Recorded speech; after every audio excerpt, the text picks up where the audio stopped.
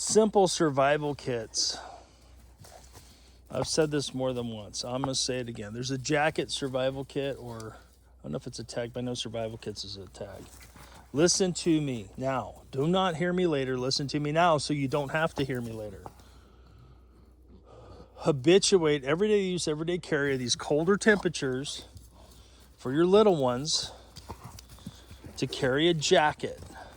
In that jacket, there should be either a pair of socks or a pair of gloves. Warm. There should also be either like what do they call them, buffs or neck gaiters, what we call them, but I think they're called buffs now, or a wool cap. Bright in color if you want your kids to be found. Blues. Oranges aren't so good in the fall in some parts of the country. Blue, bright blue, stands out pretty good. Why? So I was texting a brother, and he had thanked me for pushing that. And he was pushing that with his family and was getting some resistance, and then they broke down far away from home. And it was already dark, and they still weren't home, and it's cold. Right? See, everyone wants to get the bug out bag and the other bullshit, right? No. Like, start small, aim small, miss small. What's going to kill you first? Well, people behaving badly, but like your kids. What's going to kill them first? Hypothermia, dehydration, right? So a good jacket goes a long way, at least a windproof, waterproof layer, right? Or breathable. A hat and gloves. Now you can thermoregulate. Or a hat and socks. Because socks can be gloves. See that on one of the posts I've done. Wool lasts a long time. Wool works in a lot of environments. Now you can add other stuff, but if you add too much, they won't carry it. It doesn't matter. Everyday use, everyday carry trumps a good idea fairy. You have your jacket. What kind of shoes you have on? Flip-flops? You need to make sure you have some walking shoes or some boots, depending on your conditions. In the car. In the car. Why?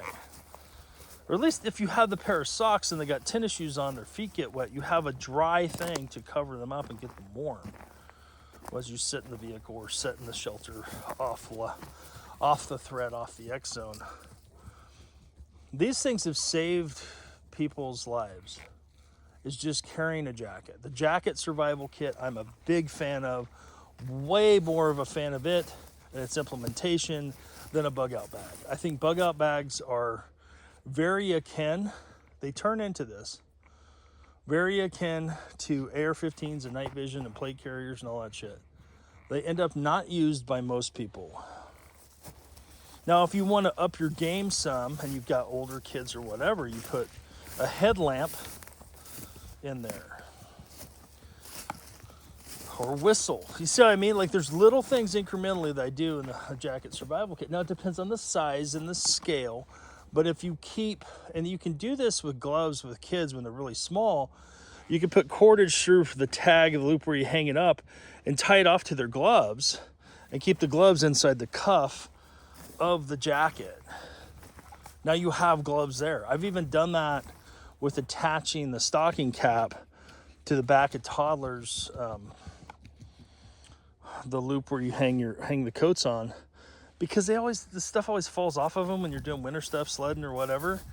And if you're, you know what I mean, or ski joring.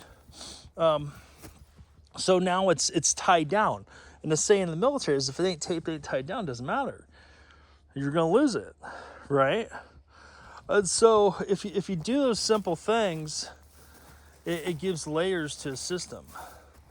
Everyday use, everyday carry. It's like, what's your gun belt look like? The leather gun belt I'm carrying right now. It's the same type, style, one I've used for, 35 years. I've had some that lasted 20, but, higher learning through harder impact. And so,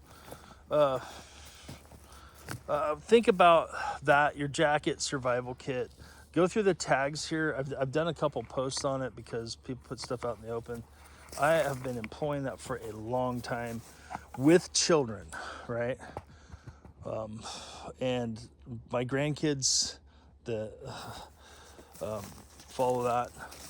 Right? That's an imprinting of a good, successful survival strategy. The other thing is if when it's winter and it's cold, people don't want to drink water.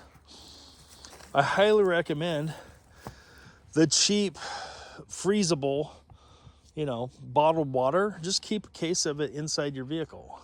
Because when you have your vehicle on the heat, it'll start to thaw out, so then you have drinking water. Simple, right? So now we've got dehydration and hypothermia. We're combating them actively by implementing standard operating procedures of always having a jacket with socks or gloves. I'm a big fan of socks because they can be gloves, and a hat of some form, warm hat. In it. Now, if you're in the desert, right, different, but guess what? It gets cold. So I've been really cold in the desert. I hope this reminder helps you all because it has and it will save lives. Right? Simple system. Nothing crazy. It's stuff you already own. You just have to get into the habit of carrying it. Simple. You're more likely, your kids are more likely to have something like that be an issue than a severed limb. So keep that in mind, especially in the winter months. Driving, right? So carry rucksacks, not feelings bags. Have first aid kits. Have that stuff. Have what you need, but really embrace everyday use, everyday carry. It'll trump the good idea fairy. Shalom.